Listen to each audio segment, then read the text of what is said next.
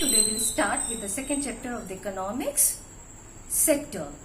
It's very important chapter of the Indian economy because with the help of this chapter only we can understand how the sector plays an important role in the development of any of the country, and with the help of this only we can understand how the economy can be raised in the country. Now the question has come up, what is sector? It is an area of the economy in which businesses share the same or related products or services. Indian economy is divided into the three categories: primary, secondary and tertiary sector. First category is primary sector. Under the primary sector, it totally depends on the nature. When we produce a good by exploiting nature resources, it is an activity of a primary sector.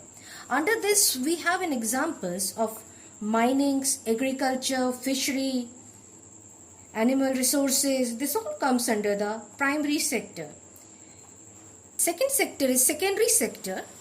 It covers activity in which natural products are changed into the other forms through way of manufacturing that we associate with the industrial activity, or where we convert the raw material into a finished goods.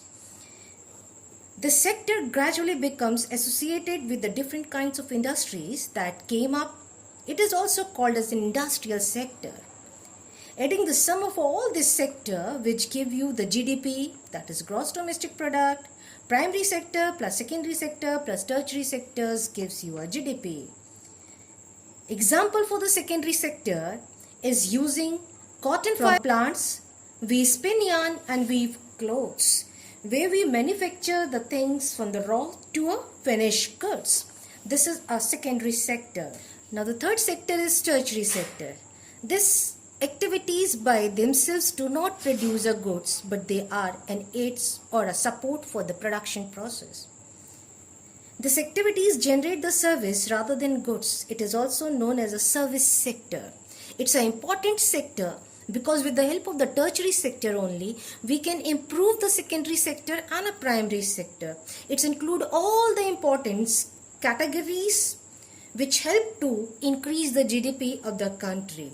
In the recent years, the tertiary sector is increasing on. Under this sector, the examples are there: transportation, insurance, banking.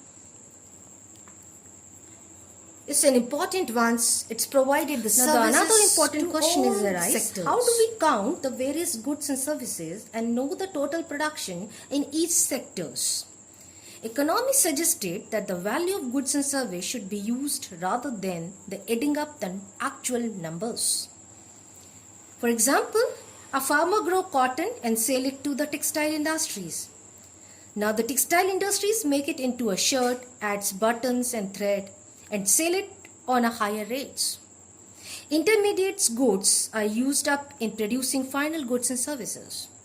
The value of a final goods already include the value of all the intermediaries goods that are used in making the final goods. The value of a final goods and service produced in each sector during a particular year provides a total production of the sector for that year. The sum of production in the three sectors gives the gross domestic product, that is GDP of a country. It is the value of all the final goods and service produced within a country during a particular year. GDP shows how big the economy is. In India, task of measuring the GDP is undertaken by the central government. This ministry, with the help of the various government departments of all the Indian states and union territories, collect information relating to the total volume of goods and services and their price, and then estimate the GDP. It's simple. With the help of the calculation of the primary, secondary and the tertiary,